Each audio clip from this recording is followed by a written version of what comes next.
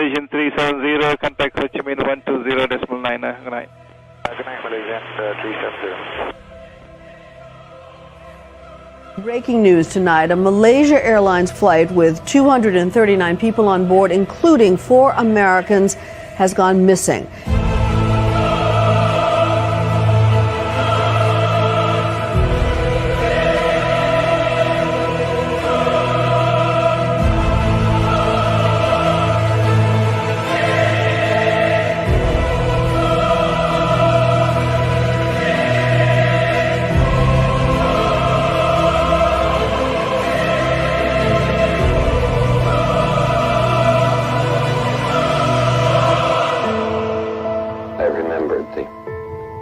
From the Hindu scripture, the Bhagavad Gita, Vishnu is trying to persuade the prince that he should do his duty, and to impress him takes on his multi-armed form and says, "Now I am become death, the destroyer of worlds."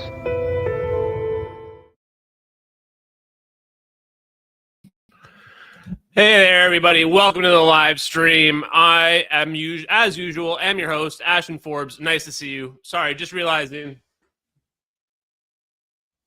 we needed a couple more notches of light on that bad boy. Guys, welcome to the live stream tonight. Okay, first of all, let's just get it started right off the bat.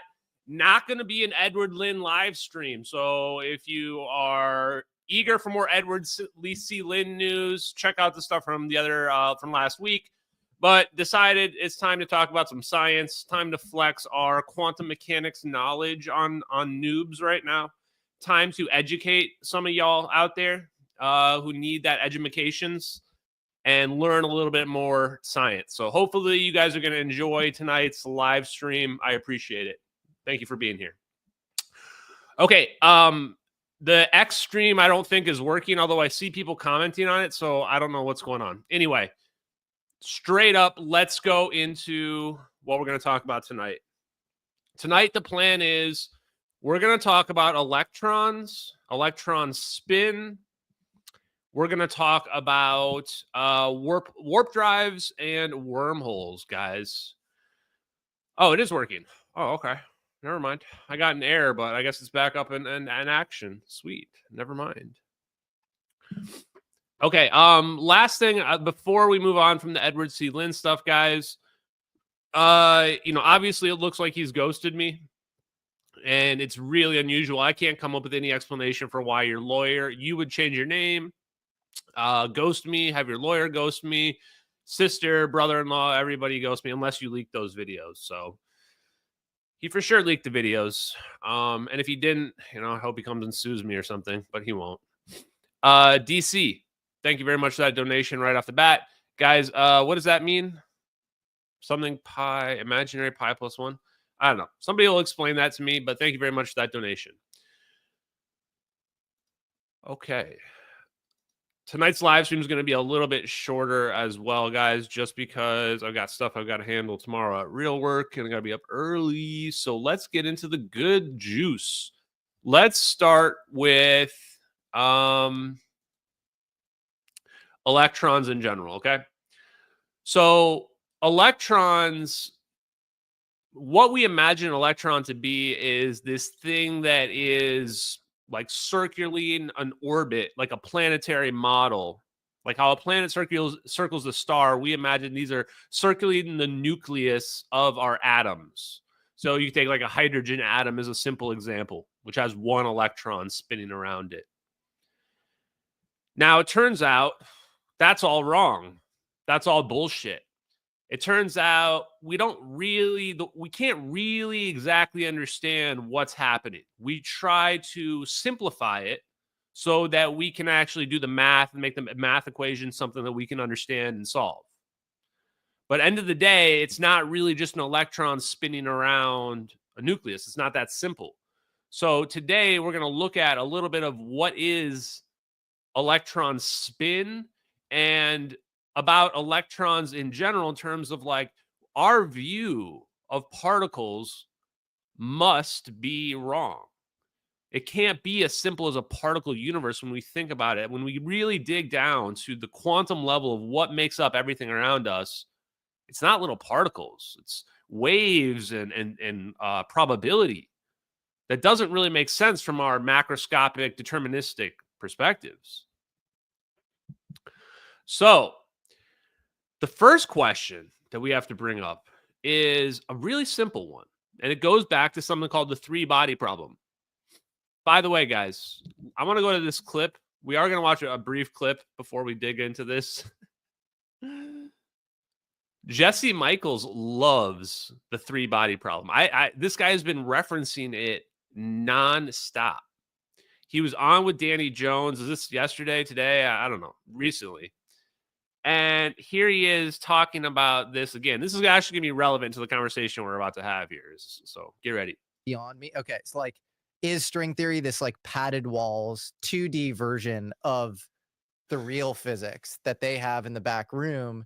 And it's just this like initiation recruitment thing, but it's like less dangerous. I don't know if you can do that deliberately.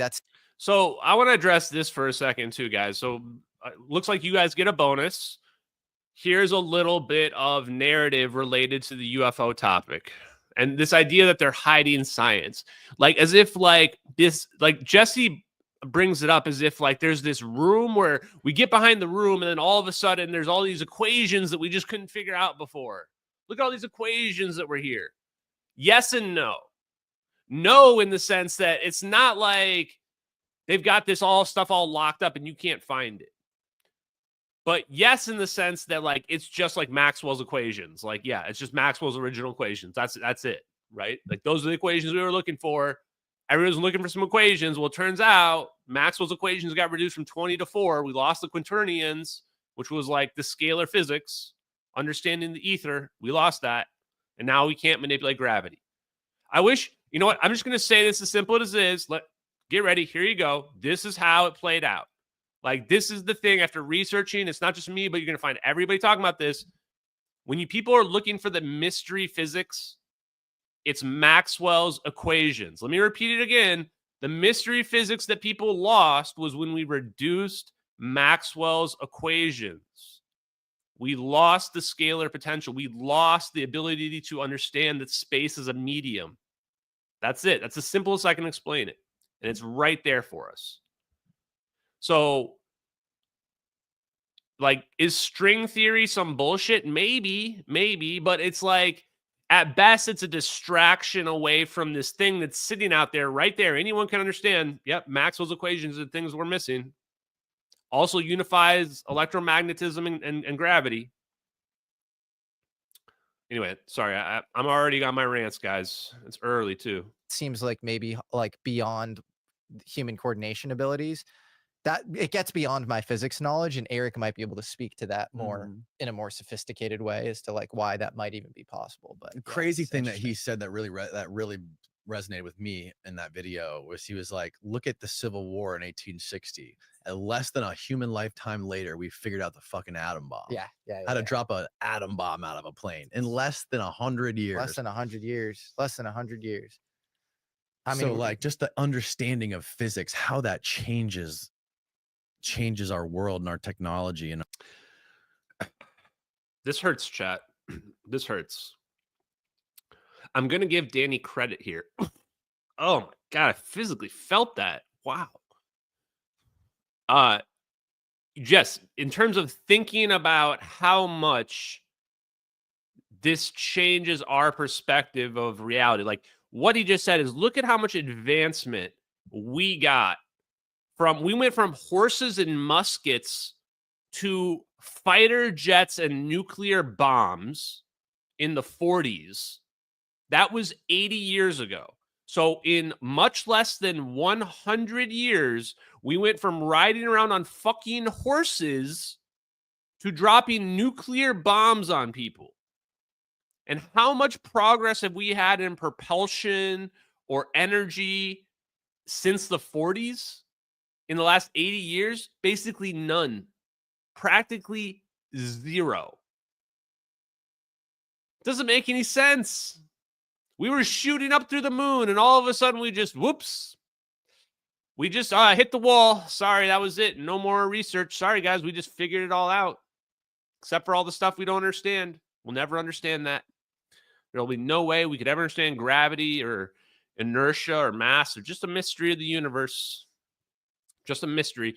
So that is a really great point that people should really think about more often. And we might also want to consider the possibility. Full speed. Consider the possibility that we have been fed technology to get to the point, or we were fed technology to get to the point where we figured out the atom bomb as well. Just saying, let's keep those cards on the table. Feels like in general, humanity has kind of been getting a little bit of a boost. That's just my layman's non-expert feeling about anthropology and human history.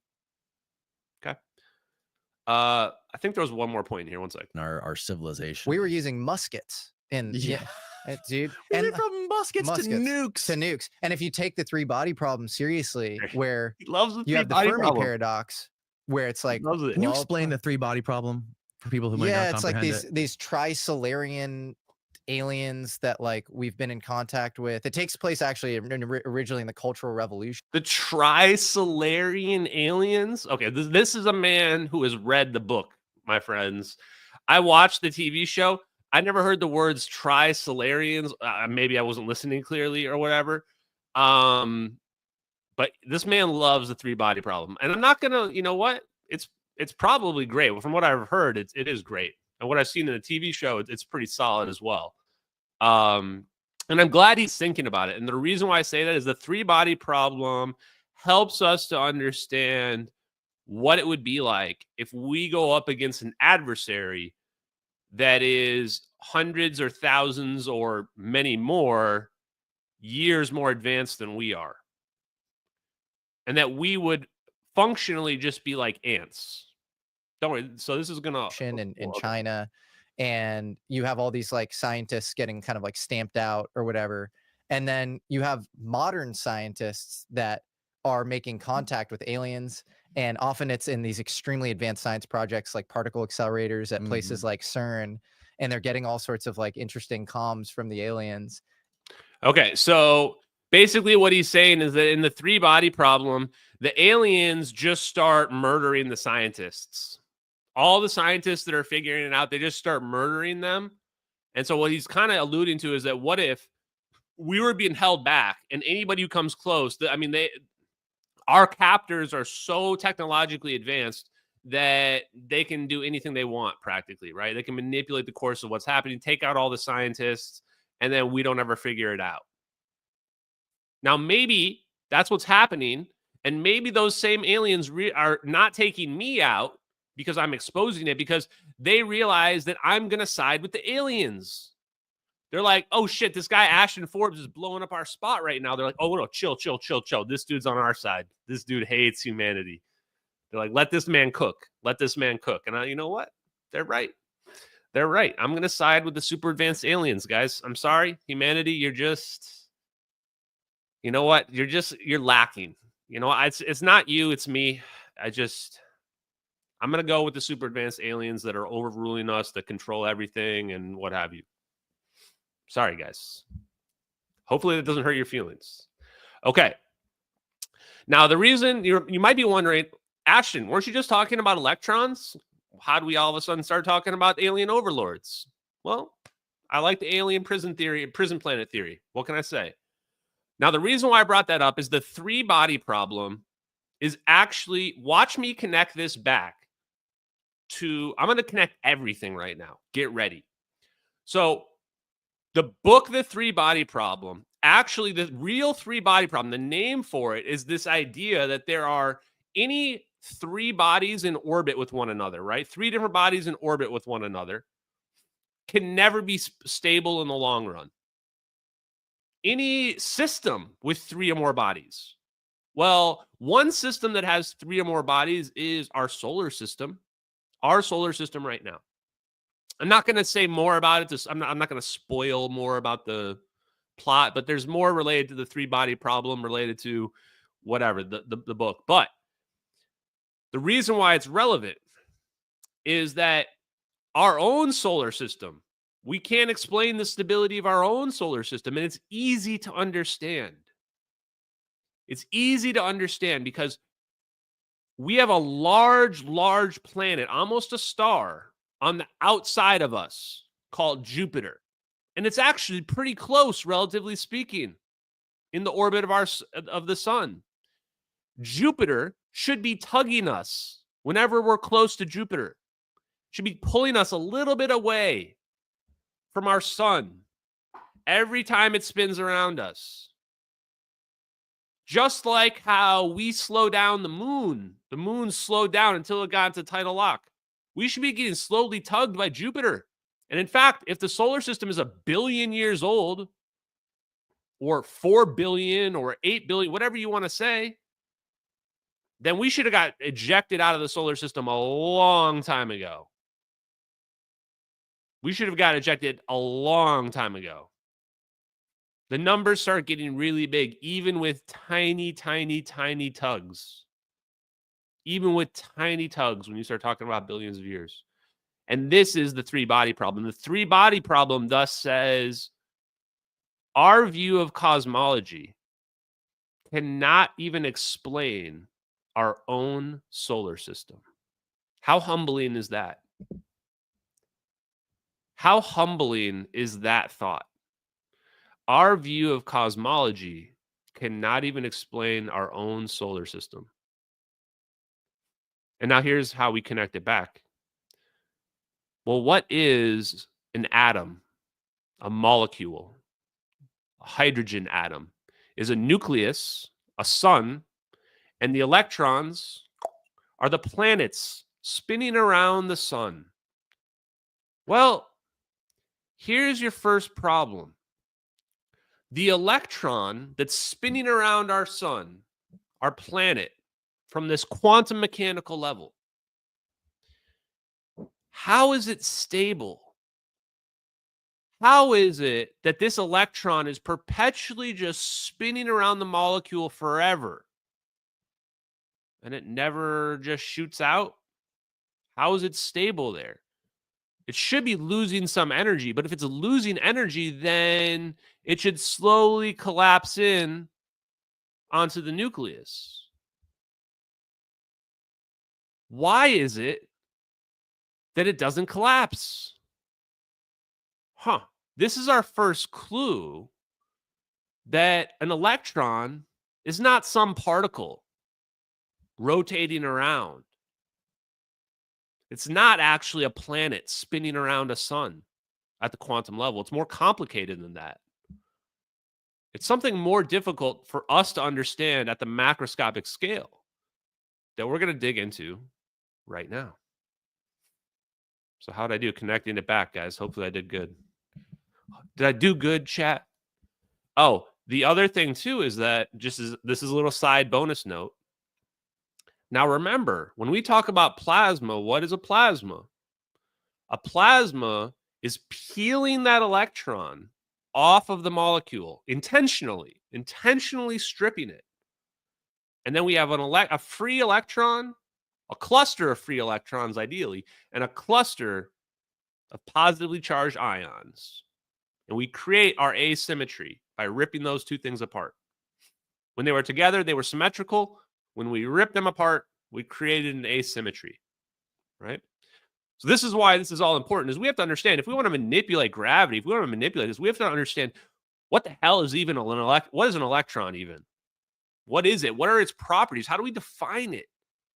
What is an electron? And if we understand an electron, can that help us to understand how to manipulate gravity and therefore make a warp drive or a wormhole? I think the answer to all these questions is yes. I'm not going to pretend to be an expert here, but I lined up a couple clips for you guys that I want us to watch together. So I've said this a lot, but instead of particles, I think we have to think of everything as quantum waves. And I've said many times as well that matter is just condensed energy. If you look in my chat and my Twitter, you'll see that I was arguing with somebody and pointing out that the greatest discovery of Einstein is E equals mc squared. And it's not actually because of Big Boom. We make Big Boom blow up Japanese people. No, Mongo. That's not the big discovery. The big discovery is that energy and mass are transferable, exchangeable. The exchange rate is each amount of energy is mass times the speed of light squared. Simple. And why is that big? That's big because when we've been searching for this negative energy, negative mass, they've been looking for negative mass. Negative mass is the misnomer. Why do you think we need mass? We don't need mass. We need energy. They're interchangeable. We just need negative energy, not negative mass. That's the solution to the problem. What I've been trying to do is that we've been thinking about the universe wrong. And so we have to go back to the fundamentals and really say, what do we know to really be true and sure? And what else is just like we can kind of model it, and that's about it. And that's sometimes the nature of our reality, is that we can model it, and that's about it. Probability. Okay, here we go. Where's my first clip? This one. I think this is it. Yeah, here we go. Okay, so I'm going to shout this guy out. You can find the full clips in my YouTube description. It's rare for me to shout people out. This guy's amazing. Float Head Physics. I love this guy. I hope one day I can get as high as he is and talk about physics all day. That would basically just be my dream. That would basically be my dream. You know what? I shouldn't defame him. Maybe he's not high. Maybe he just looks like that. You know what? Maybe he just looks like that all the time. Definitely follow this guy. And so I skipped through some of the parts on the planetary models here. I kind of explained them to you. And I really just want to show you guys this part about waves. Why? Because I know you guys just love your waves. You just get off on it. Cymatics and all that stuff. Well, okay, if you love cymatics, if you love all your wave stuff and all your patterns, get ready. You are about to pop off. And I'm like, I understand that, Schrodinger. We know about the waves on a stretched string. If I have a string that is connected at the ends, and if I just pluck it, it's going to produce standing waves. And the beauty about that is that you can't get any frequency you want. The fundamental frequency is where half the wavelength or half the wave fits this string. The next possible frequency is twice of that, when one full wavelength fits the string. And then you can have 1.5 wavelength fitting the string, even higher frequency, and so on and so forth. So I understand that. That's beautiful. So right off the bat, standing wave. If you didn't understand what he just mentioned right there, I'm going to simplify it right now for you. Why does my sound keep changing? What the fuck? Okay. Standing wave is simple. See the size of this box? Whoop, right here and right here. Right here. In order to create a standing wave, I want one wavelength, right? So I just want one wave. Boom. Standing wave. I want my wave to start here, and I want it to finish right there. That's a standing wave. You can also create a standing wave by making it do exactly half. So I can do one wave here and another wave there. That's also a standing wave. Now, everybody understands what a standing wave is. Why is this so important? Well, because we know mass is energy. How is mass energy? One theory that I am a very big fan of is that mass is just energy in a standing resonant pattern. You could argue that that is also what a hologram might be as well. I mean, what really is the difference? What is our reality if mass and energy are the same thing? Anyway, let's keep going. So we can see right in front of your eyes, the first thing is that if you confine a wave, we get discrete frequencies are allowed. No frequencies in between are allowed, because at those frequencies, waves would just destructively interfere and cancel each other. So we get discrete frequencies when you confine waves. Beautiful, right? Now, Schrodinger asks an important question. Mahesh, what about their energies? Can you comment on that? And I'm like, yeah, we can comment on that. See, for the fundamental wave, it's vibrating with So what do you guys think, chat? Okay, first of all, can you tell why I love this guy? I already love this guy, chat. I already like these. This is the hidden gem physicists that you want to find on YouTube that aren't completely full of shit. If like you're making videos like this guy does, you know right away. But here's the question. Hey, don't spoil it, quantum gravity. Don't cheat, guys, and look at quantum gravity's response. What do you think the answer is for the relationship between energy and wavelength? What do you think it is? Huh? Just logically, what do you think it is, right? So here's your standing wave, right? And now I want to make a standing wave that's half, right? Okay, so hold on, shit. Let's do that again. So here's one wavelength. And I'm going to change the frequency. I'm going to half my wavelength, right? Does this one now, this part right here, have more or less energy than this wave? I would argue logically that the smaller it gets, the more energy there's going to be. But if that's true, that means that frequency, the higher the frequency, the more energy. That's a profound thought in and of itself. The higher the frequency, the more energy? Huh. What the hell does that mean? How can that be possible? Does that mean our electron's spinning around its nucleus twice as fast? Interesting thought, right? So let's keep going. the lowest frequency, so it's oscillating very slowly, so it has the lowest energy. It's oscillating much faster, higher energy, higher and higher energy, and so on and so forth. So the energy increases as we go up. And Schrodinger is like, that's great. That's great for physical waves. Chat. Everybody in the chat mostly was right. Energy increases as the frequency goes up. Remember what Salvatore Pais, his equations 7, 8, and 9 in his magnetically confined fusion patent paper and what have you. Yes, go check it out. Speaks to amplification of energy from increase in angular frequency and or vibration frequency. He's saying it right there, guys. The part about this that freaks me out, it's so simple. It's so simple. And of course it's true. There's no question of what we're talking about here just so far in terms of like energy increases as frequency increases. Why is it so simple? Because we can do it with sound and breaking wine glasses. And so now if you find the right frequency, we know that you can interact with matter. Why? Because we can watch a wine glass shatter from a sound wave when you hit a resonant frequency. You increase your frequency, then you hit the right point, wine glass shatters. Okay, anyway, let's keep going. But what about mathematical waves, like, for the probability waves that we're talking about? Remember, nothing is oscillating up and down over here. How do we think about energies when it comes to probability waves? I'm like, that's an interesting question. How do we think about energies now? Well, Schrodinger says, here's the thing. Over here, if this was a probability wave, then we get very low amplitudes over here, so less probability of finding the electron, very high probability of finding the electron. So we can kind of see the electron is somewhere over here. Now look at this particular wave. We have a node over here. That means the amplitude is 0 in between. So the probability of finding the electron over here is 0, which means if I were to look at the probability clouds over here, it will look like this.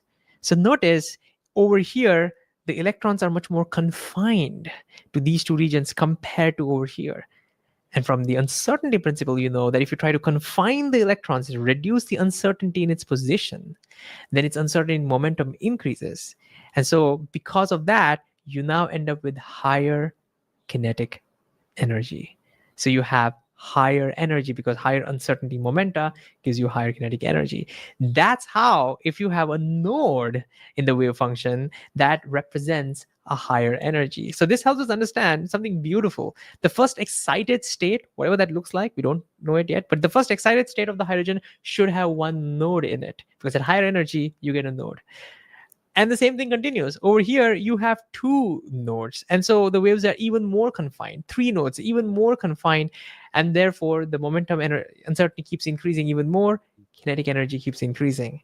So the key idea we get from just by looking at the standing waves over here is that the more the excited state, more the energy, more the nodes. What a weird thing to think about, right? It just doesn't really match what we would expect from the macroscopic world at all. It's hard to even put it in perspective, but just being able to amplify or to increase the frequency of a quantum wave and therefore increase the energy level and reconcile that with our understanding or concept of the universe. Doesn't that mean that we can amplify energy? Like, doesn't that just open the door right up to it? Also, looks pretty cool. Not going to lie. Now I understand why, when you look at electrons and you see these patterns, it makes sense because we're looking at it from a waves perspective, from a probability chart perspective. What we're saying on this chart that you're seeing here is that we can find the electron at any one of these points probabilistically, just like a wave function. So this is how we really connect the wave function to the uncertainty principle and also to the double slit experiment, which we see on the macro scale, which is that what we see changes the effect, because once we measure the electron, then we're going to know where it is. But until that point, all we can know is where it could possibly be. Where is the energy at? Very bizarre that that's the fundamental. The reason why I bring this up is this is such a bizarre thing that that's the building blocks of our reality. The electrons are like one of the smallest things that are out there that we can interact with and observe. And that's how it's represented. There's not deterministic points. It's not all particles. No, it's all waves. It's all waves when you really dig down to it. If that's the case, how can we really rule out anything from that we would consider to be magical? It's already magical. Okay, Schrodinger. So how can we use all of this to start thinking? Okay. Is that all I wanted to show in this? Let me see. Yeah, this part about excited states, I don't think we're quite to that part yet. But okay, so that is the first video that I wanted to show you guys. I have another one by the same guy, and all that guy's videos are really good.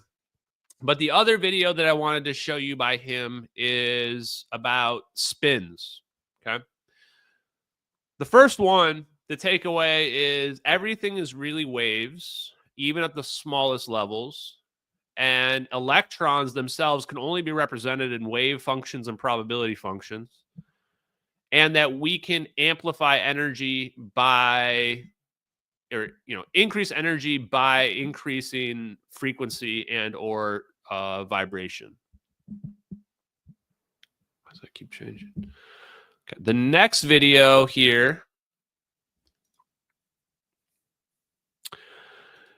he brings up some great points right away about the nature of electrons. And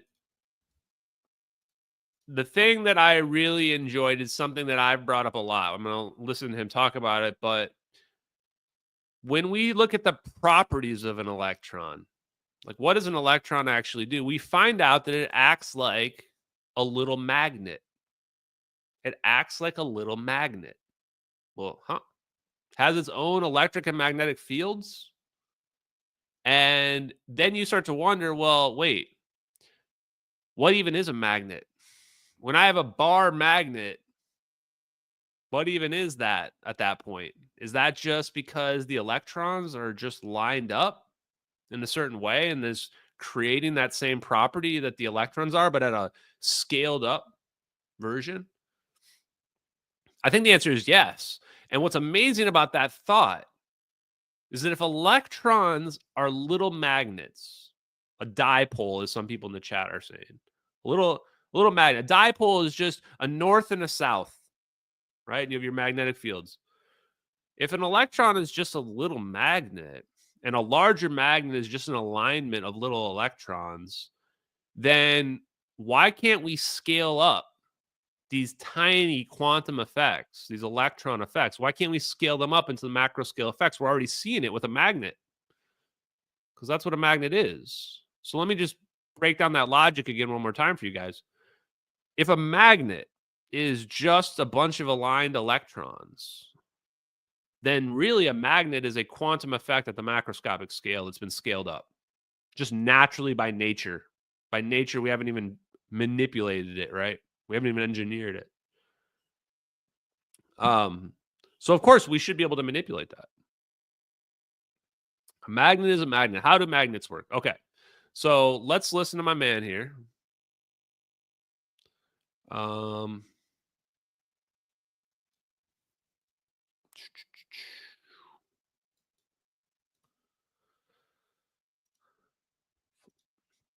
Okay, so here he was talking about spin. Now, when we think about spin, guys, now I did give this analogy to the planets and to the solar system in terms of how you want to think, in terms of how we think about electron spin.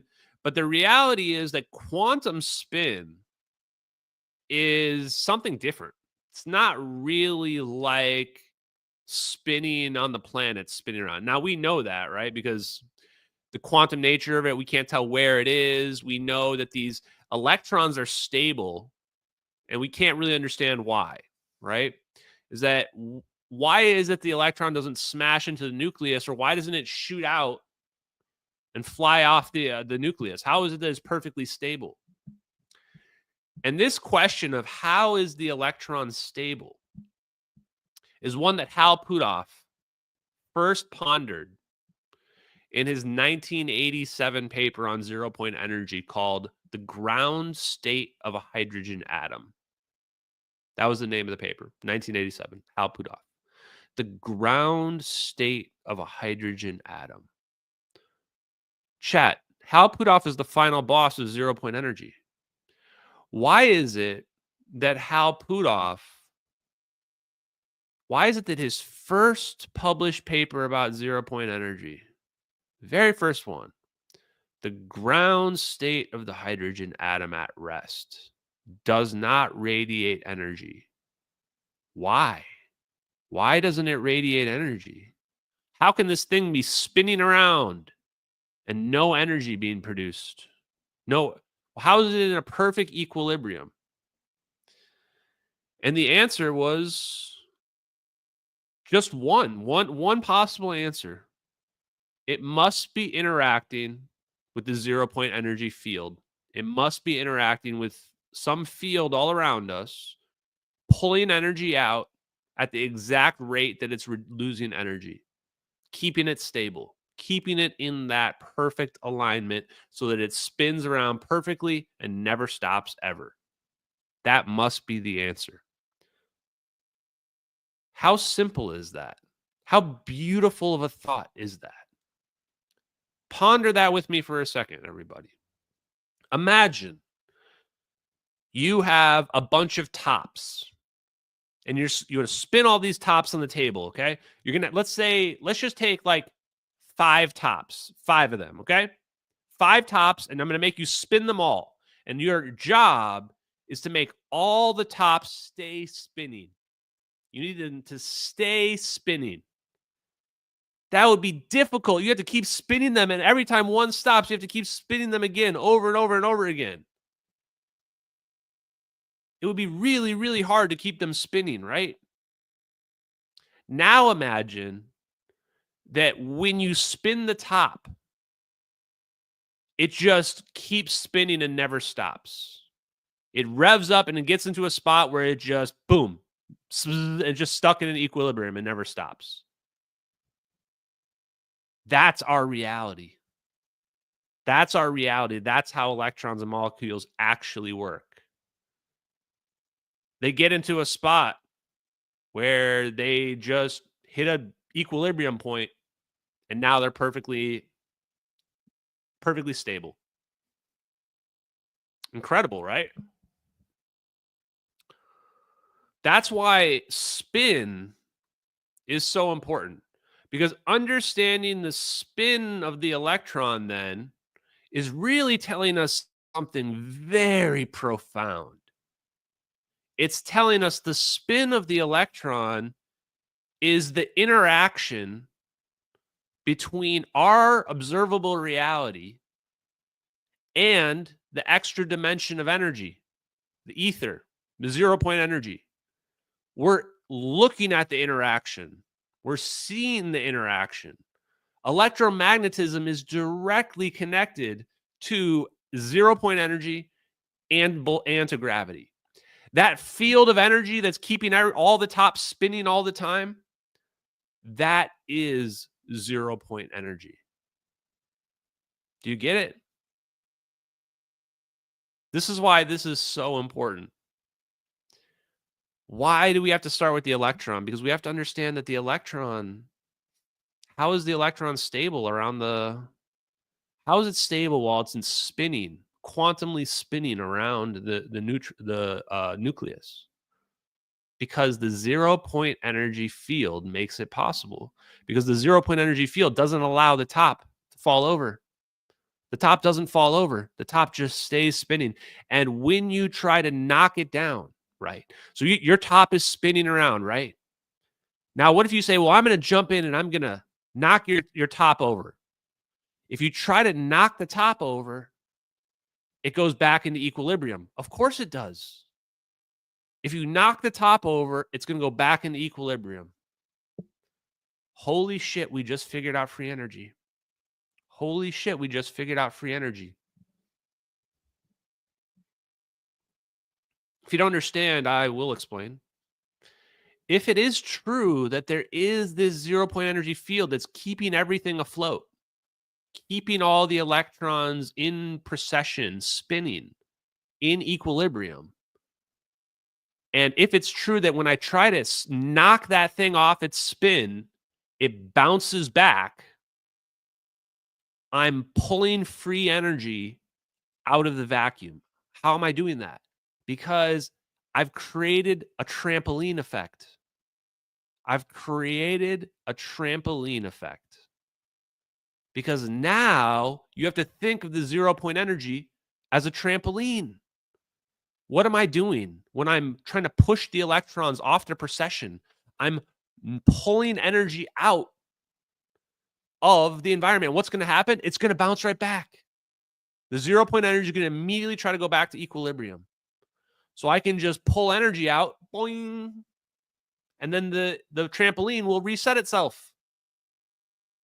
This is exactly why Hal Puthoff, Bernard Haish, Garrett Model came up with the Casimir cavity idea. This is exactly why. That thought that I just shared with you all. This is how they've figured out that there is free energy. Free energy is actually possible. You may say, Ashton, I thought you were going to show me a video. I wanted to tell you that before you watch this video, because now you'll watch this video in a whole new light. Here we go. Wait, I actually didn't know where we were going to go yet. Hold on. Somewhere around 4 minutes, I think. Here it is. Yeah, right around here. Hold on. Let's go back just a few seconds, just in case. At least me to imagine something that can never spin. But if you think about it, it makes sense. Truly fundamental particles, which are not made of any smaller pieces, just cannot spin. And just that itself, if you think about it, is a head spinner. But now I ask Feynman, then if electrons don't spin, why do we act and talk as if they do? Well, Feynman says because of one important fact. Electrons behave like tiny magnets. They produce magnetic fields. Yahtzee!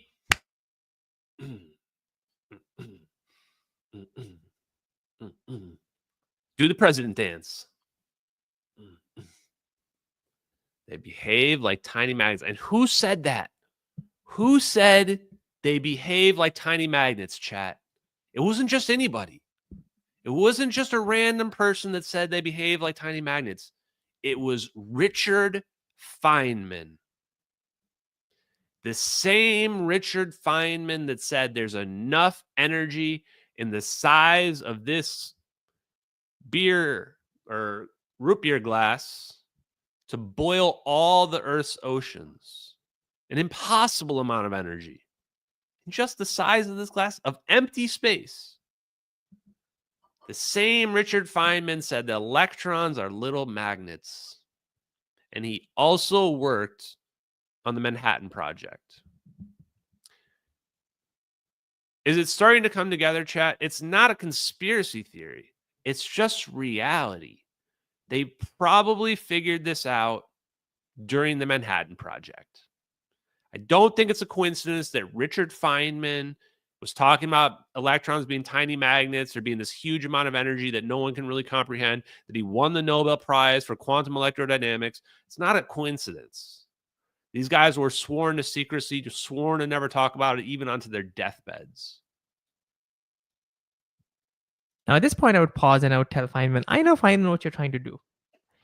There's a saying that if you can't convince them, also, real talk, I'm not going to what do they call it?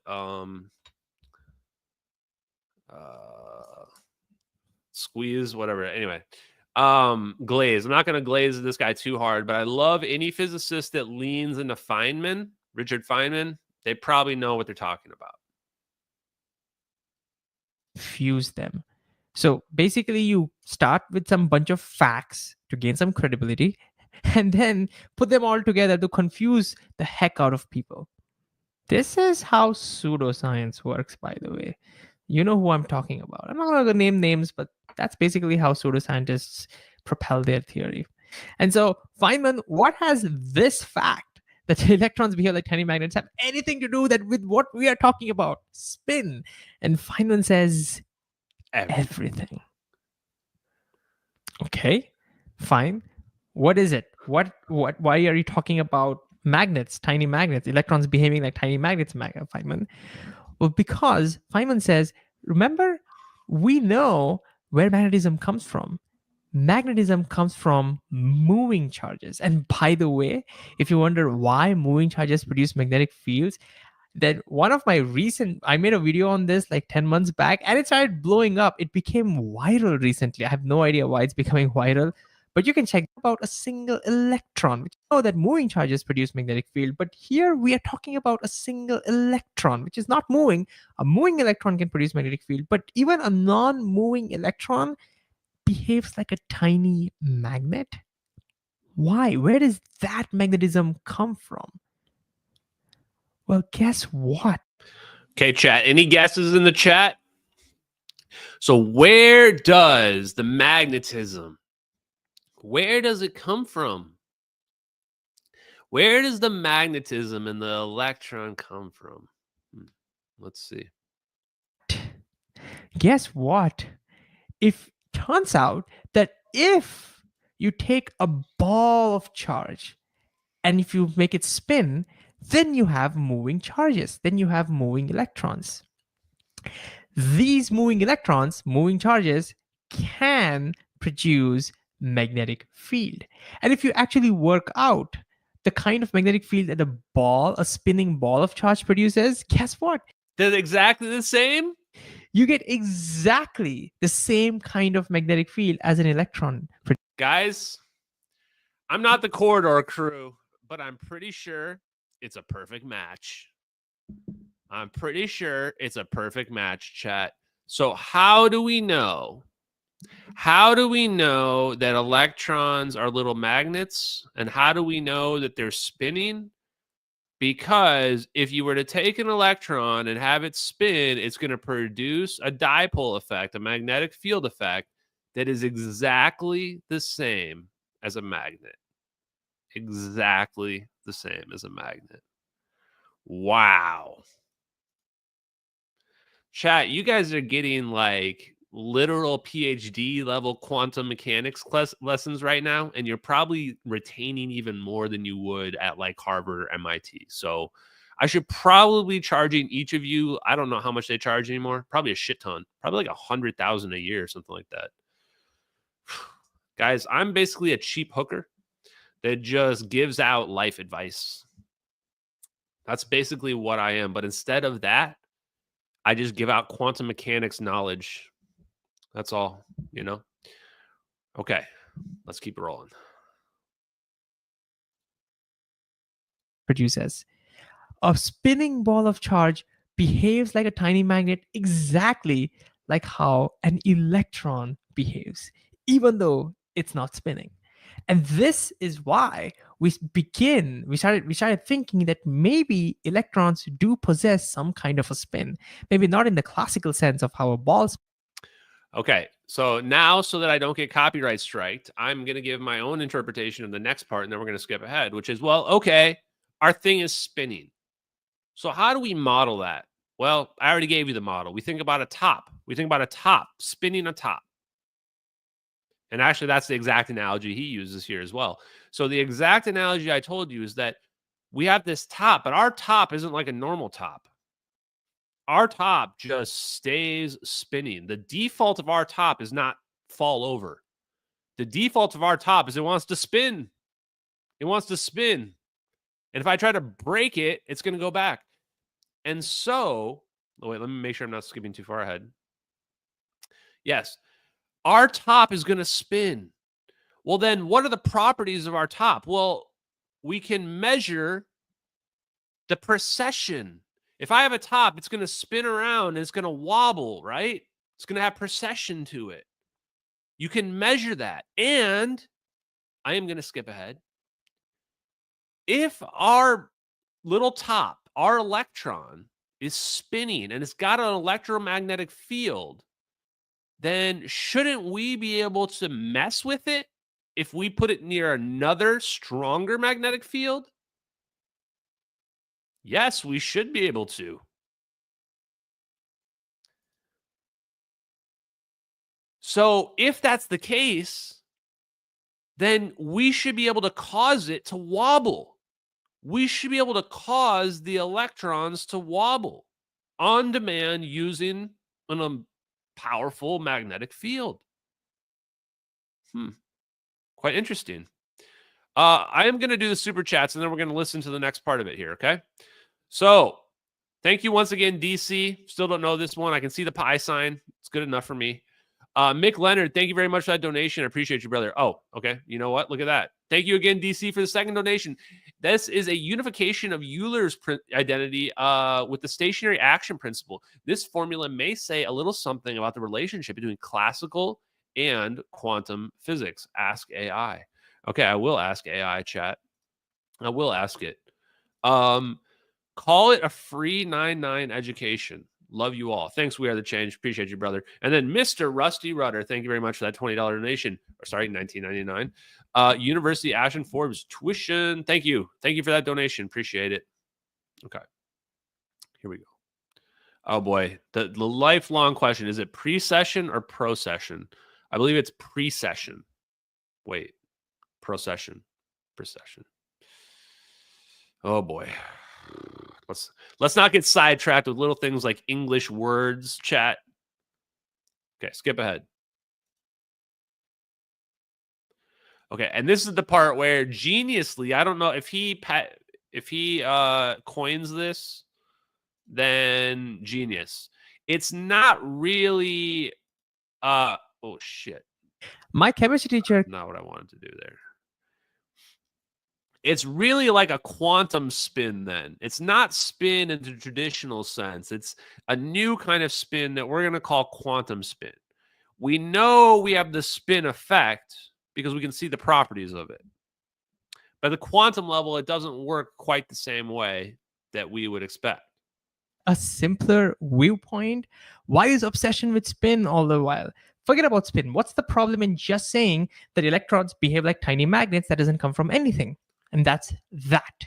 Oh, whoops. Well, Feynman says there is a stronger reason why we think about electrons and spin.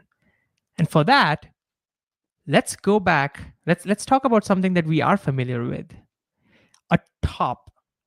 If you take a tabletop, which is not spinning, and just let go of it, what happens? Well, it falls. Gravity puts a turning force on it, and the top just topples. Top topples. Nice. But instead, it sort of just wobbles. Right? Now, we'll not talk about why this happens, but what this means is that if something is spinning, it has the ability to resist turning forces. It has the ability to resist torque. And what ends up, instead of toppling, what ends up happening is it just wobbles. Now, of course, the technical term for this wobbling motion that we just saw, it's called precession. It's called precession. So something that's turning, something that is Ashton was right. Precession. spinning will only precess, and it will be very hard to make it turn. It can resist turning forces. And this ability of something that spins that can resist turning forces is what we call angular momentum. And so a spinning top has angular momentum. Wow, chat.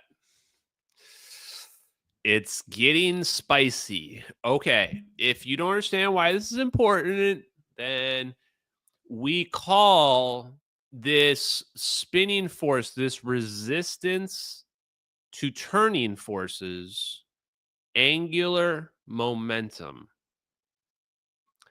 Well, what was it in Salvatore Pais's equations 7, 8, and 9?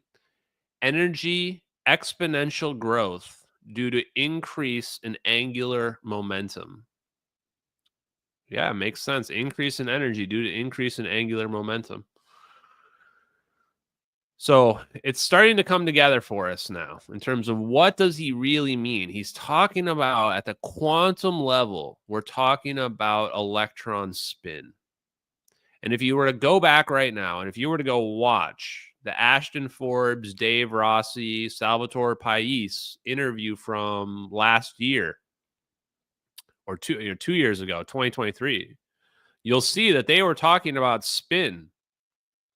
And they were talking about whether or not the spin of an electron can determine whether or not something is a boson or a fermion, solid or collapses down.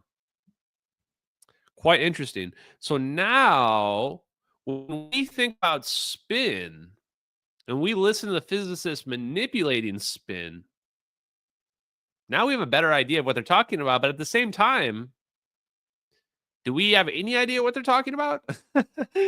So now when physicists are saying, oh, well, that's a half spin or that's a one spin, are they even talking about electrons anymore at that point?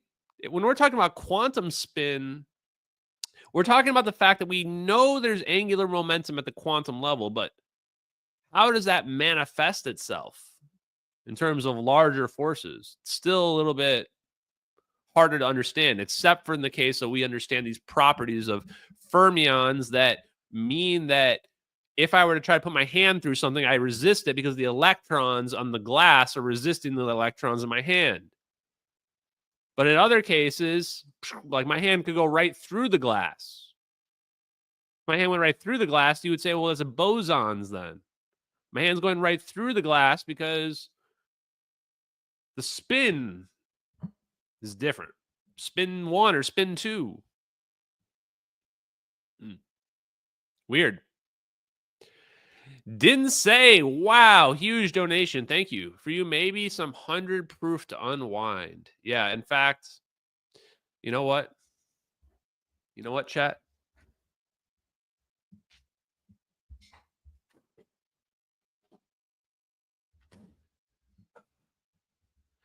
Just for that donation, even though I made a rule, just for you, didn't say, because I've never seen you donate. Cheers. Oof. Whew. Thank you very much. We're out here getting paid to teach quantum mechanics. Okay, let's get back to the sauce. Here we go. Now, I think it starts right about here. Wait, what did I put? 10:30. Okay, we understand wobble. Here we go. Happening, whether the electrons really turned or it wobbled. Well, Feynman says, remember how I said that electrons behave like a tiny magnet and it has everything to do with spin? Well, think about it. If electrons behave like a tiny magnet, then I can use giant external magnets and try to put a turning force on it. If I use a giant external magnet like this, then the poles repel each other. And look, these forces are trying to turn my electron tiny. Okay, so if you don't understand what's happening on your screen here, just think of magnets, right? So if I have a small magnet and it's not aligned with the other magnets, what's going to happen? Well, the north is going to repel the other north, and the south is going to attract the north, and the south will repel the other south. So you should see some precession of the electron spin if we put it in a magnetic field, if we are correct. Magnet does not have any angular momentum, then we should expect the electron to just turn, just succumb to that turning forces. So if the electron is not spinning, then we would imagine the electron should immediately align, right? It should immediately align. That's what should happen, is that the electron should change orientation to align the magnetic lines to match up with the external magnetic field. So let's figure out what happens. On the other hand, if the electron does have some kind of an angular momentum, right, which resembles spin, then it wouldn't turn. Instead, it would just wobble like this, and then we would know that it has angular momentum. So what do you guys think the answer is going to be? Do you think that it's going to have angular momentum and it's going to wobble? Or do you think there's going to be no angular momentum and it's going to immediately align with the magnet? And how do we actually detect it? Well, it turns out that you can actually shoot electromagnetic waves and figure out whether the electrons is wobbling or not. It's pretty insane to think that humanity has come to a point where we can do these kinds of experiments. But anyways, we did this experiment, and guess what we found? We found it wobbles. Electrons wobble. It wobbles. It wobbles, everybody. The electrons wobble. So the electron must spin. It's resisting the magnetic pull. How can a little tiny electron resist the magnetic pull? Because it's spinning and it gets wobbled and it has resistance to being pulled because of its spinning. Angular momentum. Damn, physics, you crazy. You crazy, physics. I like you, but you crazy. Holy shit, why is physics so nuts, man? You know what? Those people who've been saying that it's all about like vortexes and shit like that, they're probably going to end up being right. They're probably going to end up being right. When I started watching this video for the first time and he starts talking about spin, I'm like, oh, okay, yeah, those vortex people are definitely going to be right. Because everything comes down to spin. And a vortex, like you imagine if you were to create a vortex in the water, or you were to spin something in the water, you're going to create a vortex. That's how you make a whirlpool or whatever. You can make a little tornado, right? What else can you create, chat? What else can you create by spinning something around? You can create a tornado. You can create a hurricane. You can create a little whirlpool. Oh, yeah. You can also create a warp drive and a wormhole. Yeah, we can create that too, chat. We can create that too. Turns out spin and all this vortex stuff, kind of important. Kind of important even on the small scale. And one more thought I'm going to throw out there for you. This is my normie Ashton thought for you all out there, which is, what if really, when we're talking about electrons and molecules, we really have to think about it more abstract, where it's just like we're looking at the interaction between our reality and the canvas. And the electrons are the interaction. We're seeing the interaction between those things with electromagnetism, with electrons, with any form of electromagnetic fields. And that's what the nature of our reality is. We come from a soup of energy that is all around us all the time. We think that there's this huge amount of energy in our reality that's observable, but actually it's a relatively small amount of energy compared to the total amount of energy in the fabric of our universe. That's the way I think we should be looking at the world. Now, let me go back. There might be one more thing here to watch on this clip. So float head physics again, guys. That's what we found. Experiments that we did. But if you were to summarize everything, Feynman says that we got two things now. One, electrons behave like a tiny magnet, very similar to how a spinning ball of charge would work. And secondly, they wobble and they show that they have angular momentum. How do you reconcile all of this? There's only one way. We have to say that electrons have some kind of a property which resembles spin, even though they don't really do. And even the math shows that the tiny magnets that they produce, the strength of the tiny magnets, which is technically called the dipole moment, but don't worry about it, it is directly proportional to its the quantum angular momentum. So there is no escaping it. The strength of the field, they just said, is directly proportional to the angular momentum. So what are they saying right there? They're saying that energy is proportional to the angular momentum. Is that you can take your angular momentum and you increase it and you can increase your energy right there. So he's saying that there's no denying it. The math checks out. It's a perfect match. It has to be the case that electrons both have spin, but also don't really. So what does that mean? Well, the main thing is we don't understand our universe nearly as well as people will have you believe.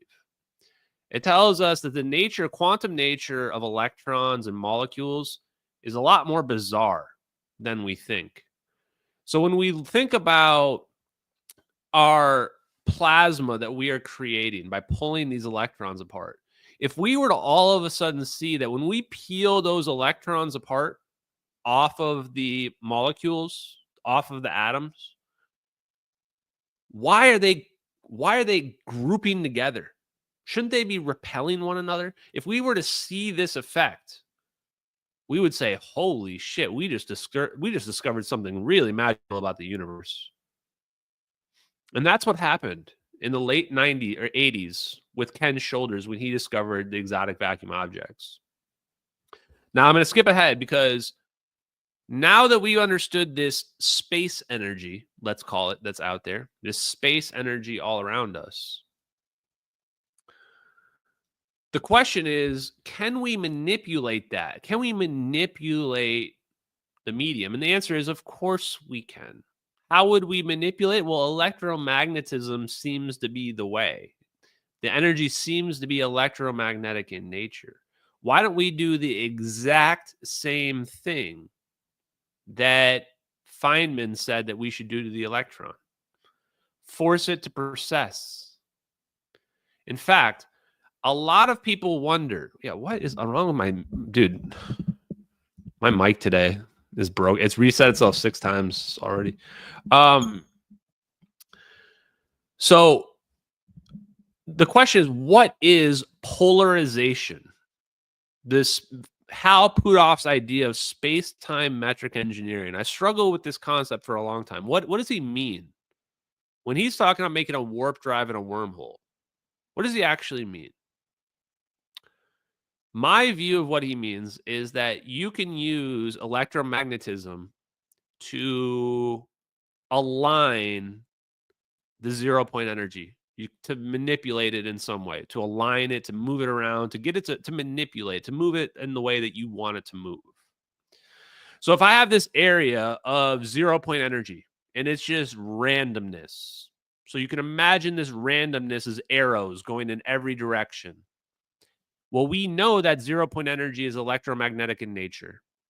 So if I want to polarize it, what would I do? Well, I would put a huge magnetic field next to it, right? Just like Richard Feynman showed in that clip. Actually, let me go back to that clip because that's so important. This clip right here, this snip right here is super important. What you see on the right side of the screen right here, this is polarization. See that? That is polarizing. Now imagine that same process, but scale it up. instead of just one electron, you take a system or a group of plasma or something like this, right? And a region of space-time. And you were to do something, but instead of a small magnet, you have an extremely powerful magnetic field. That is the idea of Salvatore Pais's high-frequency electromagnetic field generator, or high-energy electromagnetic field generator. That's exactly it. That's polarizing the vacuum. When Hal Puthoff is talking about how do you manipulate space-time, he's talking about using powerful magnets, powerful electromagnetic fields. And Salvatore Pais told us how we do that. How do we achieve powerful electromagnetic fields?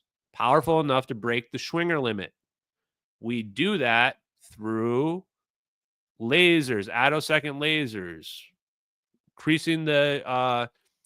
increase the energy level by increasing the frequency and or angular momentum, vibration. So we use, cold non-equilibrium plasmas. Cold non-equilibrium plasmas will allow us to get the energy densities that are required to break the Schwinger limit. So we just pulled it all together, chat. How does warp drive work? Now, when people ask you how warp drive works, you don't have to say, listen to this guy, Ashton Forbes. You can say, well, electrons are little magnets. And if the 0 point energy around us is electromagnetic in nature, and the 0 point energy is what gives us mass, what gives us inertia, if the 0 point energy is what causes everything to be in an equilibrium, then what we need to do is break that equilibrium. And how are we going to break it? Powerful electromagnetic forces. So how are we going to create a warp drive, a warp effect of space-time or a wormhole? We're going to use powerful electromagnets. And how are we going to create the electromagnetic forces that are required? We're going to use non-equilibrium cold plasmas, EVOs. I'm quite literally giving you a checklist of how to make a doomsday weapon at the moment. It's legal because technically it's not real. Technically, this is for entertainment purposes only. Okay. Now, Harold Sonny White. If you don't know this guy's name, he's pretty funny because he's got this funny picture of a cow stuck on a fence. But real talk. This video is from 10 years ago. I featured this about a year ago on my live stream. This is from 2014, just a few months after the plane disappeared, actually. Harold Sonny White is probably one of the lesser known, more important NASA engineers. And not only did he show that we 100% can warp space-time, but he also was the one that tested the EM drive, the impossible drive, and showed that it did have anomalous thrust. I'm just going to repeat what I just said right there. I'm just going to run with this because I'm 99% sure it was Sonny White. Sonny White was the one that tested the EM drive while he was with NASA and confirmed small yet anomalous thrust. Sonny White did. NASA confirmed it, and then NASA debunked their own confirmation.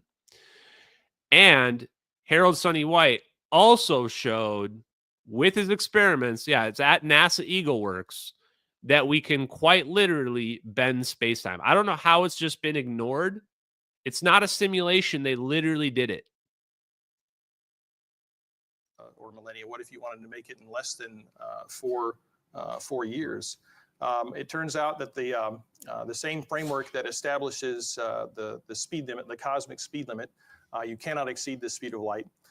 There are two loopholes within the mathematics of general relativity that potentially allow you to go somewhere very quickly without locally leaving your local light cone. One is the idea of a wormhole. The other is the idea of a space warp. And I'll talk a little bit about that. So the idea of a space warp works on the principle that you can expand and contract space at any speed. It's not restricted to c. We know that inflation occurs in nature when we look at light. Chat, can I just say fucking Yahtzee? Look at what we're looking at right there. Look at that ring around the object.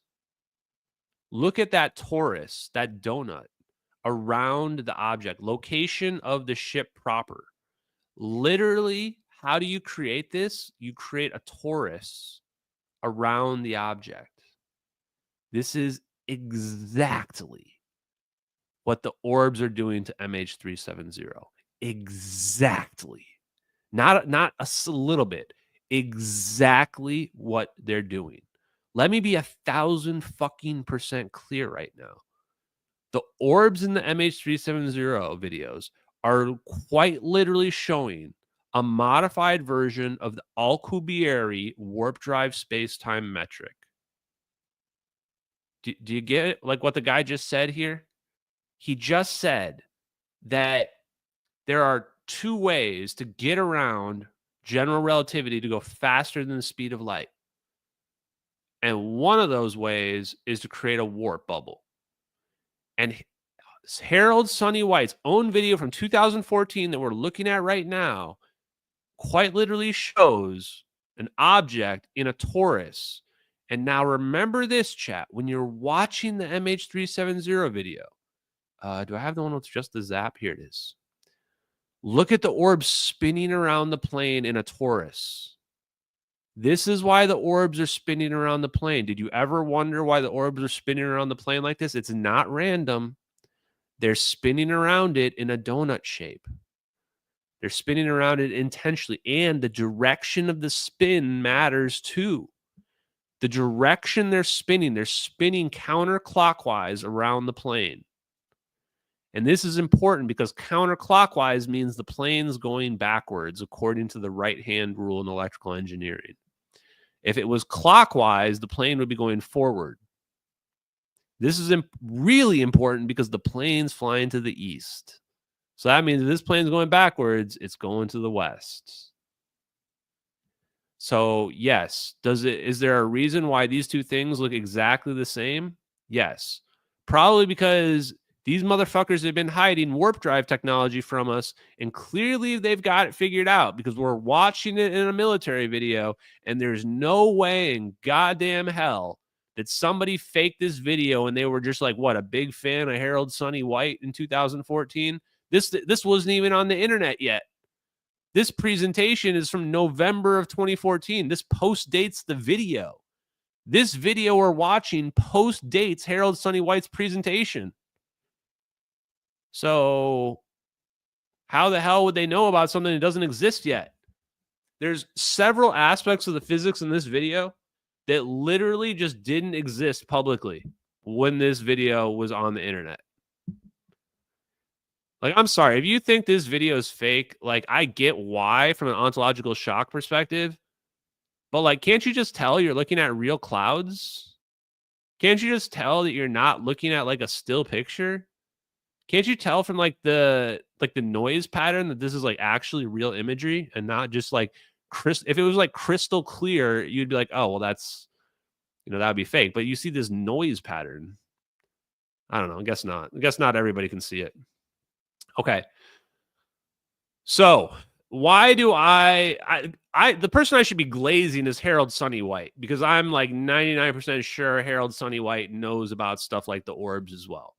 It's very easy once you figured out what we have to realize which people know and which people don't. People like this don't do these kinds of experiments like this. And Sonny White is in the know, and Sonny White took one for the team as well. My sources tell me that they had Sonny White was getting a little bit too much truth out there, and so they basically had to tell him to chill out or back on and stop telling the truth. We're not trying to tell people about warp drives and wormholes just yet. An EM drive. They're all real. They're all 100% real. Warp drives, wormholes, EM drive, the impossible drive. Yep, it's real. Cold fusion. Yep, it's real. It's all real, chat.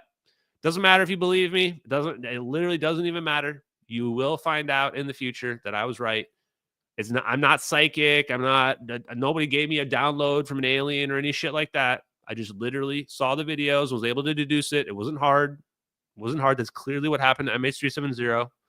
Plane's literally still missing. They're actually like, here we go, Miss Chloe.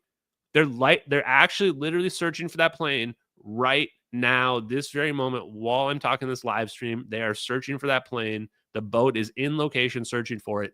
And I already know that they're going to find nothing and that they found nothing and they're going to find nothing at all. And it's not because I'm psychic or anything like that. It's because I know with absolute certainty they're not going to find anything, because I'm watching the video where the plane is being literally warped out of space-time and there's coordinates, and I can just see in the coordinates, it's the Nicobar Islands in the bottom left. I can just see the coordinates. It says right there in the bottom left. It's Nicobar Islands. That's what those coordinates mean. So obviously the plane's not in the South Indian Ocean. That's it. Okay. Now that I've addressed my MH370 rant, let's go back to this. Light He talks comes about to something us, here. from stars that are in galaxies very far away from us. That light has been redshifted since the Big Bang, 13 Okay. that surrounds this little football-shaped spacecraft. And so the football shape might be where you'd have your sensitive instrumentation or like airplane. The football shape is where you might have your airplane that you're going to teleport away with some orbs. Payload that you're very worried about. I mean, this part was crazy. I actually forgot how on the money this was. Yeah, if you're right now wondering how is this all real, well, welcome to the party. I forgot how on the money this is. Look at the image you're looking at right now. This post dates the videos. This is Harold Sonny White quite literally explaining how they use an Alcubierre warp metric to teleport MH370. But quote unquote, they don't know how to make the energy. Sure you don't. Or if you wanted to be bold, maybe some type of a human crew. Some type of human crew. Now, the metric had a lot of good appealing characteristics when you think about the idea. At that little center area, that blue disk you see on the screen, it has a couple of good characteristics for the concept of a mission like this. It has the divergence of phi is 0, so it has flat space-time inside of the. So basically what he's saying here is that if you're inside the plane, you can live. Okay, a lot of people ask me the question, can you survive? Yeah, you can survive a wormhole. That's not the problem. Sonny White's explaining right here that you can survive a wormhole right there. That's what he's explaining with that topology. He's like, because this is flat right here, you can survive. But you don't want to be on the edges, okay? That's what he's explaining right here. It's the fire that's going to take them out. The problem with the MH370 videos is actually, ironically, not them getting teleported away through a wormhole. Somehow, that's not the biggest problem with the videos. The biggest problem for the passengers in the videos is the plane is on fucking fire. There's smoke coming out of the back of the plane. That's the biggest problem. And the reason why that's a problem is because it was 1 hour and 20 minutes from the time the plane was on fire to the time those videos happened. And there's no way those passengers were still alive after an hour and 20 minutes with the smoke. That's the biggest problem. Okay. So flat space-time, blah, blah, blah, calculations. Okay, you know what? I am going to just go ahead and I'm going to do commentary because I've basically memorized this whole video. So right here, he's saying, well, the amount of energy, he's saying, here's the amount of energy it would take to make the ring. And notice, when you do it for real, you don't require a ring. You just need 3 orbs. 3 orbs is enough. Now, here's the rub.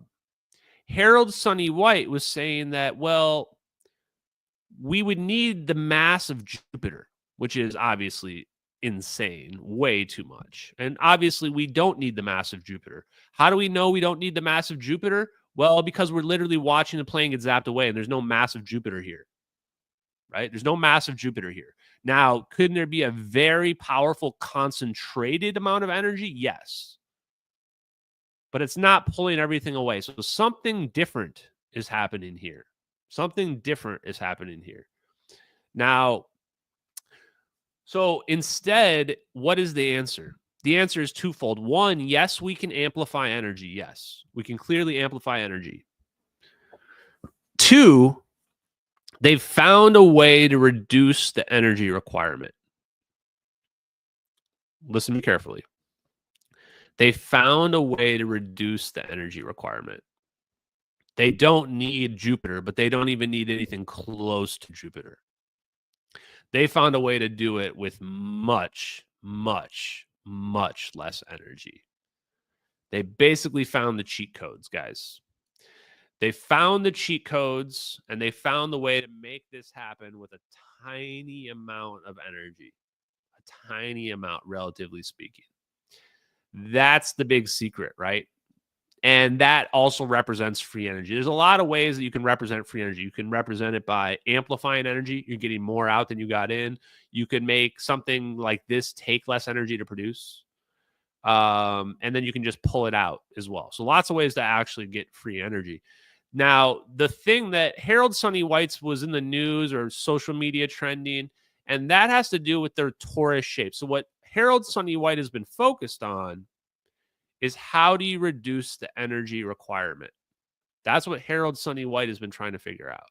And he said, well, just make the shell, the bubble, really, really thin. Make it really, really, really tiny.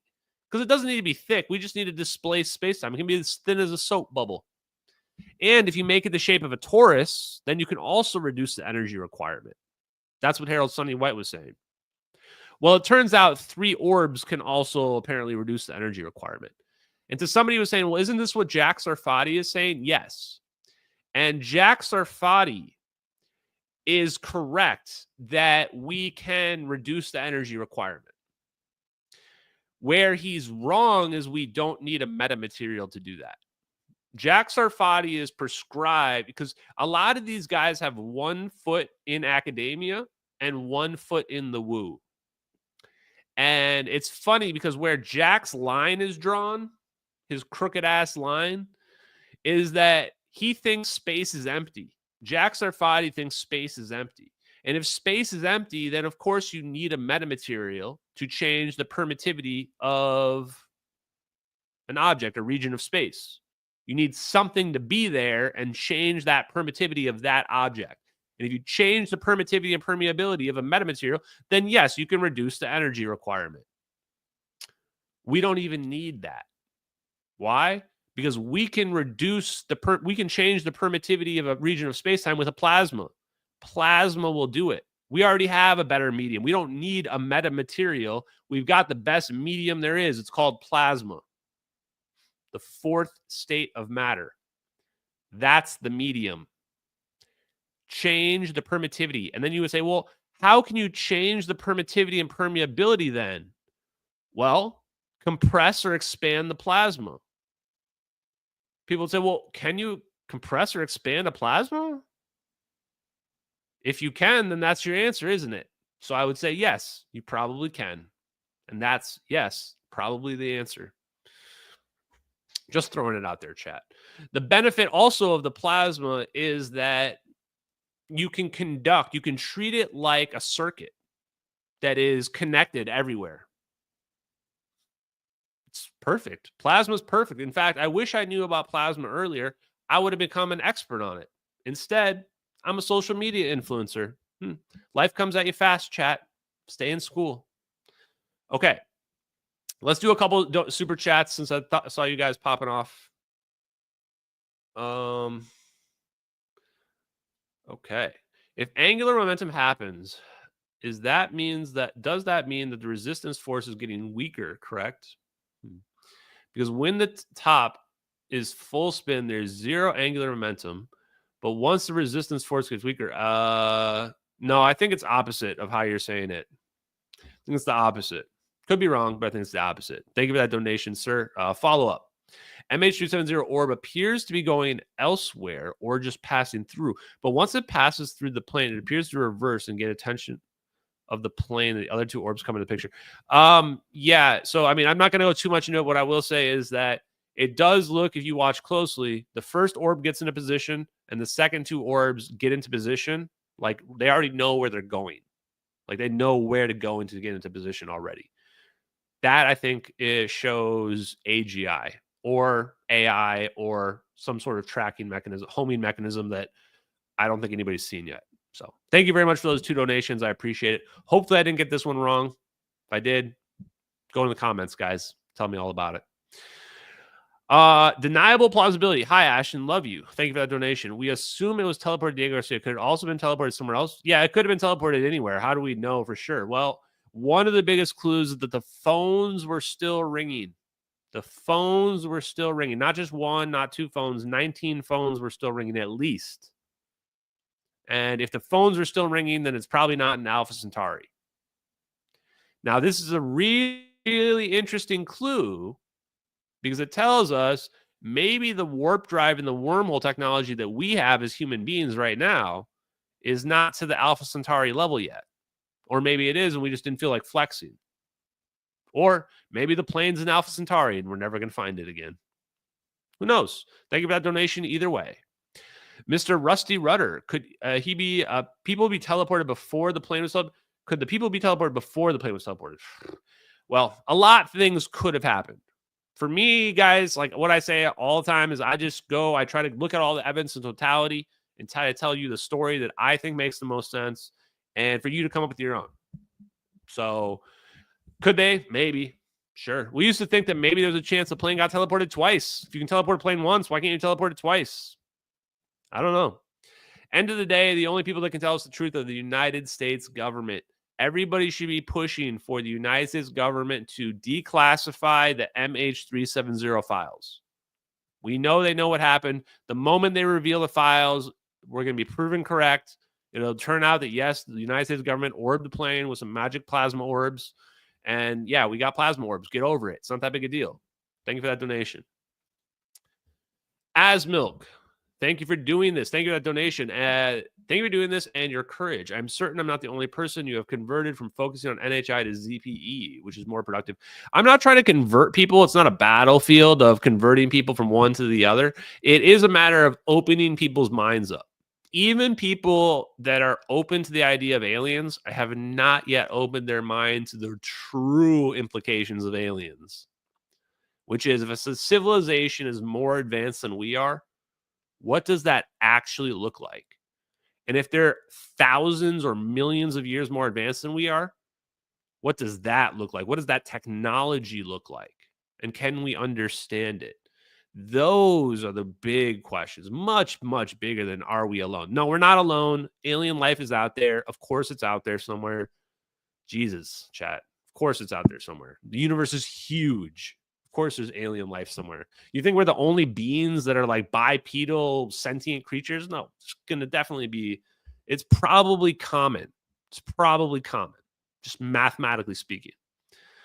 Okay, and then deniable plausibility one more time. What if it got teleported forward in time and it just turns up somewhere here? I think getting teleported forward in time would be the most likely outcome if time travel is involved.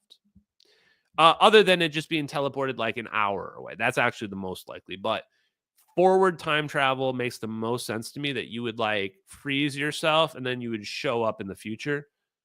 But I feel like even that's probably going to get more complicated. Like even that, like you feel like you would look at someone would look like moving in slow-mo or something. But who knows, chat? We're in uncharted territory. When it comes to time travel, that's the most interesting aspect of it, but also the most unknowable aspect of it.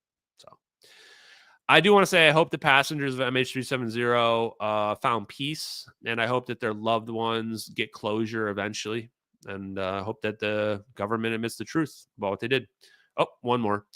Michael Burke, you're so amazing that you've come this far. I love your work. Have a question. Why do the orbs seem to switch directions? Yeah, that's a good question. That's a really good question. My guess, I mean, the obvious answer is they're locking in. They lock in, and then they start their dance. And then after they start their dance, after they do their dance, they're locked in their orientation. So I'll just skip ahead a little bit here. So, and for the other person as well who donated, so the first orb doesn't lock in right away. It locks in there. And now it's already in its location. The second orb's coming through this cloud down in the bottom here, and it gets right into location. And now the two orbs are already locked in a triangle formation. That's the weird part. They're already locked in a triangle formation. And the third orb comes in and completes the triangle. And now you're going to watch in about 2 or 3 seconds, the direction of the orb is going to change. Or it's not like the direction, or maybe the direction, but it like adjusts right here. Right here, right there. And now it's going like, it's not quite going a different direction, but like it starts its dance right now. So now it starts spinning around the plane. Yeah, it kind of changed direction there, but it's kind of hard to say because it's three-dimensional, right? So it's really what's happened is not so much that it's changing direction, but if you imagine the three orbs as being connected with a triangle, what's really happening here is that you're seeing the triangle just like spin around the plane like this. Like it's mapping the plane. It looks like it's mapping the plane. And then you see them go into a vertical formation right there. They switch in that vertical formation. And this is where you're seeing that sunny white warp drive, which it's obvious that the vertical formation has to do with the warp drive and probably the direction of travel of the plane. Probably the direction of travel. So it's pretty scary to think about that. That video is on the internet and real. Pretty scary to think that video is real. Okay. Back to the last bit on this. So, okay, what I'm trying to find, guys, just in case I don't find it here, Harold Sonny White did the experiment. He's got this thing called like the warp drive interferometer. So everything's interferometry. They make an interferometer and you can see the bending of the light. Like, so basically they have these lines, right? And you're like, okay, if there's no bending, you should just see straight lines. And they look at it and you can see the bend in the line. What does that mean? They've created a real warp bubble that is quite literally gravitationally lensing light around it. Why is that huge, chat? That is what's happening in the MH370 video. One of the most impossible details to fake, that there's just no way in a million years anybody ever faked, is the frame right before the plane disappears. Oops, I missed it. This frame right here. You can see the gravitational lensing already beginning in the frame right before the wormhole opens up. You can see the orbs are flat. That's not because the orbs are actually flat. You're seeing the gravitational lensing effect happening because the orbs are creating that toroid around the plane while they pinch together. You're seeing it right there with your own eyes. The frame right beforehand is perfectly clear, perfectly clear. The next frame, it blurs and there's flattening, and it's blurring not because the camera's out of focus. It's blurring because of the gravitational lensing. And then the next frame, the wormhole opens up. It eats the plane, and then it collapses back down, and then the wormhole's gone. Absolutely fucking incredible. I could never have guessed in a million bajillion years I would be trying to convince people or being an advocate for videos of a plane being wormholed out of the sky by some orbs. Drink to that, chat. Jesus. They're just hiding plasma orbs and warp drive technology from us. Whoever has that technology, you're unstoppable. And just at that point, now you understand why I always wonder, like, what's the limit? Like, is everything a lie? Is our whole society like one carefully manufactured lie? And the answer is probably yes. It probably is yes. Okay, let's go back and see if I can find that part that I was trying to talk about. So here are the calculations. Just the amount. Here's how he talks about how you're What going to... hap- These what happens? he tried these different ways where you can actually reduce the amount here to make the bubble really thin. Okay,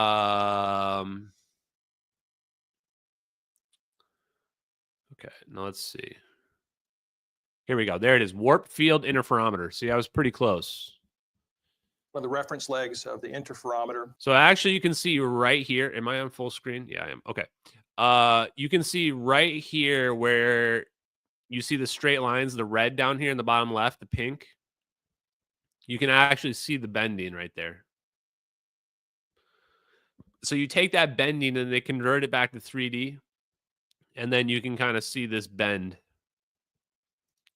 So he did this. And so you guys can find some articles. And I think there's another. Here's a different interferometer. And so what they're looking for is they're looking for little bends in the space-time. And let me see if I thought there was one more image somewhere.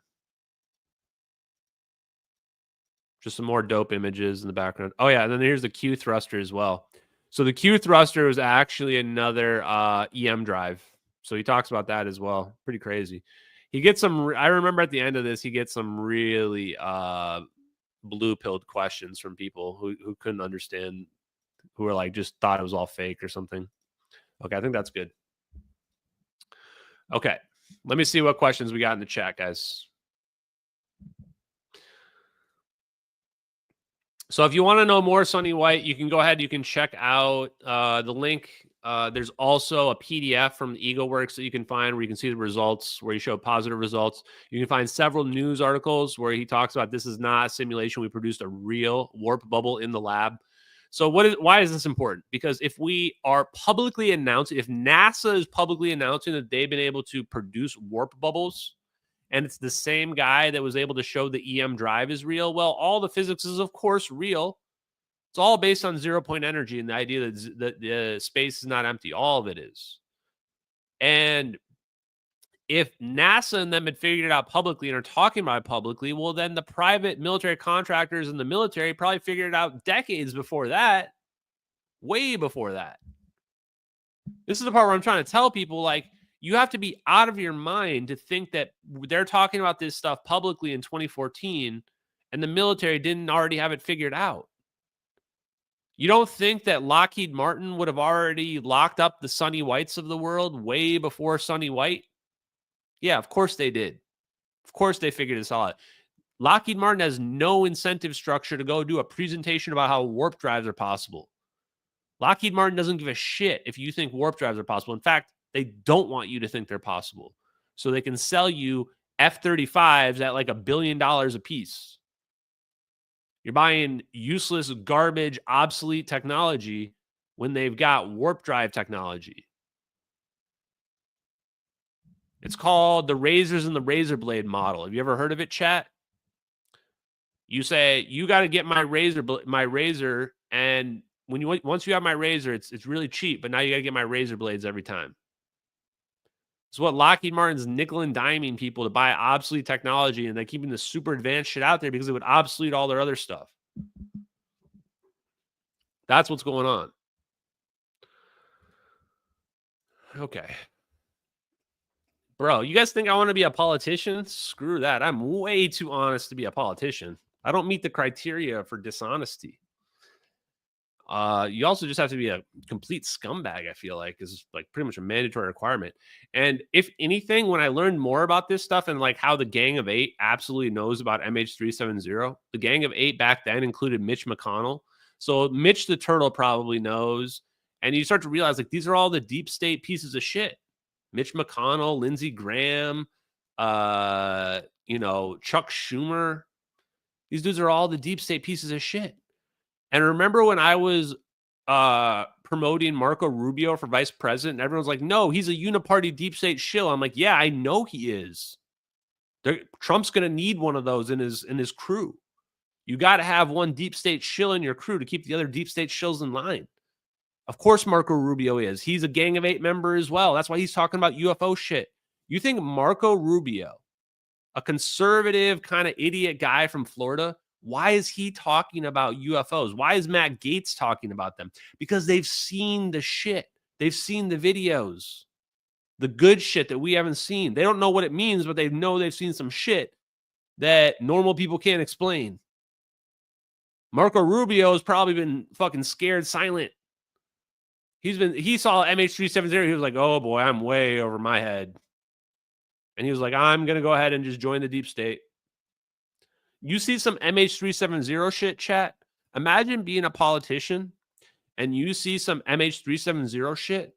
You're like, oh, okay, yeah, the deep state controls everything. I'm going to go ahead and be on the deep state side now. They're the ones with the magic orbs and the teleportation and the free energy. I'm going to go ahead and be on their side. And then when the public's making fun of you for whatever weird shit because you're a shill, you're like, yeah, well, my plane's not being teleported away by some orbs. Now, is it? When I get on a Boeing plane, I'm not afraid that it's going to fall apart in the middle of the sky. Are you? That's a pretty good safety net. I'm not going to lie. That's why when the overlord prison aliens or whatever that are controlling us come, I'm going to be on their side. I got more in common with them than I got with you all. I'm just kidding, you guys. You guys are fine. Everybody else out there, the NPCs of the world, I have no earthly connection to them, chat. Okay, guys. I hope you enjoyed our live stream tonight. We talked a little bit about science. I hope you enjoyed the change of pace. I certainly must be one of the live streamers that have the weirdest niche between conspiracy, advanced energy concepts, propulsion, free energy, all this stuff, UFOs. Strangest combination ever. So I hope you enjoyed it tonight, guys. More science coming to you on Wednesday and on Friday. And on Saturday or Sunday, I don't know which day, I'm going to have Robert J. O'Neill, the guy who shot a special forces operator who shot Osama bin Laden. Also, famously, in my opinion, said that MH370 is not a mystery and that it was a message to China and that it was 6th generational warfare. So going to be talking to Robert J. O'Neill about special operations. We're going to talk a little MH370. I'm going to find out why it is that he said that it was a 6th generational warfare. Get some answers. And yeah, hopefully learn a little bit about how special operations work in general and how everything works behind the scenes. I think that'll be sweet. So look forward to that interview coming up this weekend, guys. Talk to you guys on Wednesday. Peace out, MH370X. I love you guys. Keep being real. Keep doing your thing, and we'll win in the end. Later, everybody.